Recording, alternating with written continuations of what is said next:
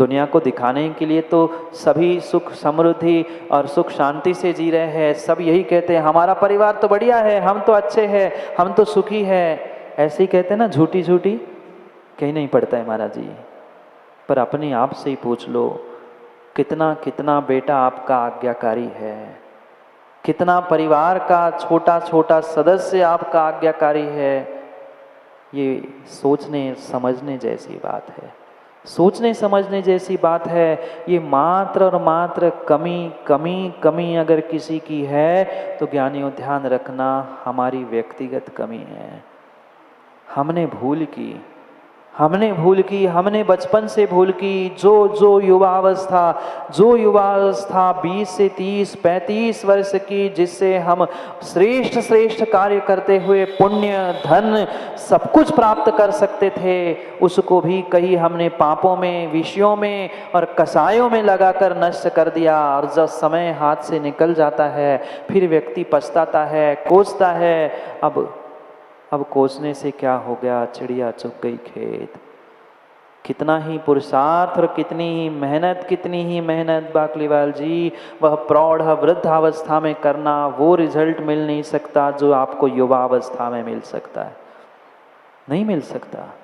चाहे पुण्य कमाने का समय हो, धन कमाने का समय हो, चाहे शरीर को निरोग बना के रखने का समय हो, वह वही निर्धारित समय है। अगर उतने ही 20 से 35 वर्ष की आयु तक अगर व्यक्ति ने अपनी काया को, अपनी माया को, अपने पुण्य को अगर संभाल के रखा है, तो वही उसकी 15-20 वर्ष की मेहनत उसके जीवन भर काम आती है, जीवन भी काम आती है। आपका आयुर्वेद भी डॉक्टर साहब यही कहता है कि शरीर को भी अगर उसने 15-20 साल तक उसने संभाल के रखा है तो कभी बुढ़ापे में रोग नहीं होते। आज भी ऐसे वृद्ध है, क्यों नीरज जी, ससुर जी, 80 वर्ष के होने के बाद भी एक दांत भी खराब नहीं है, आंखों में चश्मा नहीं है, बाल भी काले हैं। क्यों? क्योंकि उम्र की नजाकत को समझते हुए उन्होंने पहले सुख निरोगी काया को प्राप्त कर लिया। आज बेटा 10 साल का नहीं, हमने तो 2-2 साल के, 3-3 साल के उन बच्चों को चश्मे लगते हुए देखे। कैसी विडंबना है। 10 साल का, 15 साल का नहीं होता, अभी युवावस्था में नहीं पहुंचा है, तब तक बाल पूरे सफेद हो गए, चश्मा लग गया, शरीर पे झुर्रियां पड़ गई। क्यों? क्योंकि जो साधन ये तन मिला था, उस तन का भी सही रूप से सदुपयोग करने का पुरुषार्थ जीव ने नहीं किया। पुनः ध्यान रखना, पुण्य कमाने का, धन कमाने का, धर्म कमाने का, शरीर को स्वस्थ करने का, सबका एक समय होता है। और उस समय की नजाकत को जो नहीं समझता, वो फिर ढलती उम्र में हमेशा परेशान ही होता देखना। क्यों आज माताओं हर किसी की कमर टूटी है? क्यों आज सबके घुटनों में दर्द है? 1 घंटा, आधा घंटा किसी से खड़े होते नहीं बनता है। थोड़ा सा झुक के कुछ काम करने के लिए कहो तो तुरंत कमर में दर्द होने लगता है। क्योंकि आज का जो रूटीन जीवन पद्धति आपने बना के रखी है ना, ये सबसे बड़ी खतरनाक है।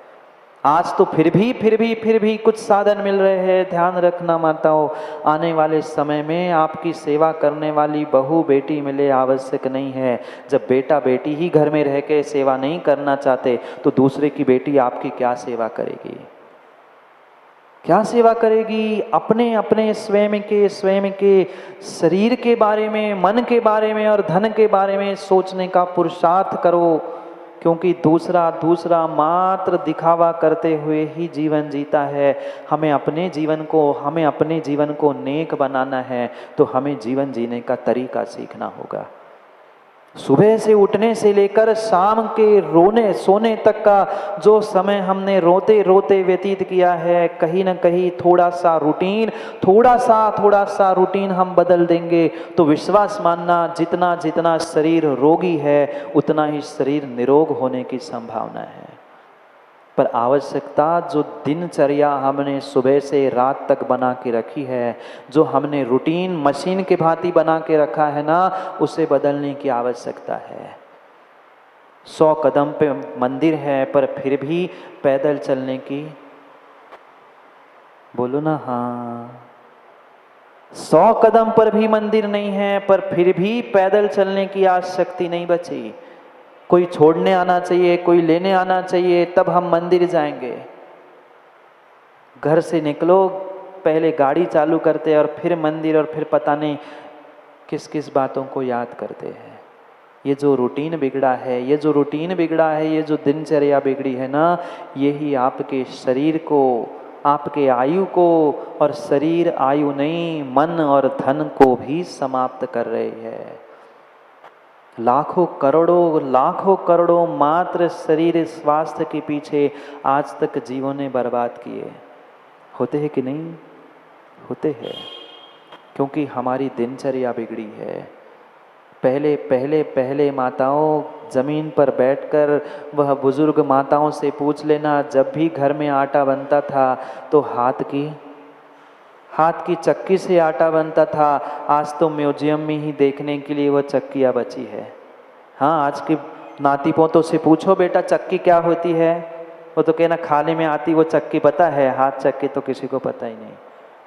खड़े खड़े ही बटन चटका दो, ऊपर से डाल दो, नीचे आटे के साथ कितने जीवों का कलेवर आ रहा है पता ही नहीं है, पर हम खा रहे हैं। क्यों कमर दर्द कर रही, क्यों घुटने दर्द कर रहे हैं? आजकल सब कुछ मशीन का हो चुका है, ना झुक के झाड़ू लगाना है, ना झुक के पोंछा लगाना है, सब वाइपर हो गया। पुण्य भी वाइप हो रहा है, पुण्य भी वाइप हो रहा है, पुण्य भी एक क्षण में धुलकर नष्ट हो रहा है। थोड़ा सा ये दिनचर्या को समझो। क्यों आचार्यों ने लिखा है, क्यों तीर्थंकरों ने कहा है कि प्रतिदिन अगर स्वस्थ रहना है तो सुबह सबसे पहले ब्रह्म मुहूर्त में उठने का प्रयास करो। हम कितना सुबह उठते हैं? आजकल तो युवा और युवाओं का क्या कहना, प्रौढ़ व्यक्ति भी 8-8 बजे तक घर में सोते रहते हैं, पलंग पे पड़े रहते हैं। कहने के लिए, पूछने के लिए उनसे पूछा, एक दो लोगों से हमने पूछा, आप 8 बजे तक घर में क्या करते? क्या करें महाराज जी, रात में नींद नहीं आती, सो सुबह 8 बजे तक पलंग पर पड़े रहते हैं। ध्यान रखना, जो सूर्योदय के बाद में पलंग पे पड़ा रहता है, उसकी किस्मत, उसका पुण्य सब कुछ पड़ा का पड़ा रह जाता है। ये सत्यता है। मात्र विद्यार्थी, मात्र युवाओं के लिए नहीं, चाहे प्रौढ़ हो, चाहे वृद्ध हो, चाहे स्त्री हो, चाहे पुरुष हो, चाहे युवा हो, चाहे बालक हो, सबके लिए यही लिखा है कि सूर्योदय होते ही आपको बिस्तर का त्याग करके उठकर बैठना चाहिए। सूर्योदय होते ही, अरे कम से कम सूर्योदय के पहले नहीं उठ पा रहे हो, सूर्योदय के साथ ही उठ जाओ। क्योंकि दिनकर सूर्य जिसे कहा जाता है, दिन कर रहा है, जिसके जीवन में वह सूर्योदय देखना नसीब में नहीं है, ध्यान रखना उसके जीवन में कभी दिन पुण्य का उठने वाला नहीं है। ये मत कहना महाराज जी हम तो आराम से 9 बजे उठते, फिर भी हमारे पास धन संपत्ति सब कुछ है। आज पिछले पुण्य का आप बासा तो खाते हुए दिख रहे हो, पुण्य बासा पिछली पर्याय का खाते हुए तो दिख रहे हो, पर पल पल आप पुण्य नष्ट कर रहे हो। कैसे मनुष्य और कैसे आज के इंसान है, कैसे युवा और कैसे प्रौढ़ व्यक्ति है, मुझे तो समझ में नहीं आता। ये प्रकृति का नियम है। सूर्योदय हुआ कि तुम्हारा दिन निकलना चाहिए, तुम्हारे सब कार्य प्रारंभ होना चाहिए, और रात होते ही सब कुछ समाप्त हो जाना चाहिए। आजकल तो जानवरों से भी गई बीती स्थिति है। बुरा नहीं मानना, क्षमा कर लेना, बुरी लग जाए सो ऊपर लग जाए अच्छी सी। जानवरों से भी गई बीती स्थिति है। जानवरों को भी देख लेना। वे जानवर भी जैसे ही शाम रात होती है कहीं ना कहीं अपना स्थान निर्धारित करके बैठ जाते हैं। विरले ही होते हैं उचकने वाले, श्वान जैसे। बाकी देख लेना, जितने गाय भैंस आदि जितने प्राणी होते हैं, वे रात होते होते कहीं ना कहीं अपना स्थान खोजते हैं और वहाँ विश्राम करते हैं। और जैसे ही सुबह की पौं फूटती है, सूर्योदय होता है, होते होते ही वे अपने गंतव्य के आगे और बढ़ जाते हैं। क्या आप तिर्यंचों से भी गए बीते हो? क्या आप तिर्यंचों से भी, जानवरों से भी गए बीते हो? क्या करें महाराज जी, आजकल तो रात में ही तो दिन निकलता है। जितने जितने बड़े शहर है और जितने जितने बड़े महानगर है, उतने उतने महानगरों की, उन युवाओं की और प्रौढ़ों की स्थिति तो दयनीय है। मतलब शब्दों में कहा नहीं जा सकता। रात में वह 12-2 बजे तो उनके दिन शुरू होते हैं और सुबह 12-2 बजे तक फिर घर में पड़े मिलते हैं। बोलो ना, यही स्थिति है। कोई कह पाता है, कोई नहीं कह पाता है, पर स्थिति यही है। 2-2, 4-4 बजे तक घूमते हुए आज सब होटल, मॉल, सब कुछ 24 घंटे की सुविधाओं से युक्त है बड़े बड़े शहरों में। अब ज़रूरत ही नहीं है, सब कुछ ऐशो आराम की ज़िंदगी उन्हें बाहर मिलती है। घर के दरवाजे खुले मिले ना मिले, क्या फ़र्क पड़ता है? क्या फ़र्क पड़ता है? ये ध्यान रखना, जो समय का नियोजन करते हुए अपनी दिनचर्या में सुधार नहीं करेगा, उसके जीवन में कभी कभी कभी सुधार होने की कोई संभावना ही नहीं है। कोई संभावना नहीं है। आज का मेडिकल कहता है, आज का मेडिकल कहता है, आज के डॉक्टर कहते हैं भोजन करने के बाद कम से कम 3-4 घंटे समय चाहिए, फिर निद्रा लेनी चाहिए। वह डॉक्टर की तो बात आज वैज्ञानिक के रूप में सबको स्वीकार है, पर हमारे आचार्यों ने, तीर्थंकरों ने कहा कि रात होने से पहले ही भोजन कर लो, जिससे 3-4 घंटे तुम्हें भोजन पचने के लिए समय मिलेगा। पर अनथो कोई नहीं करेगा। डॉक्टर कहेगा तो फिर भी मान लेंगे, पर गुरु की बात और प्रभु की बात कोई मानने तैयार नहीं।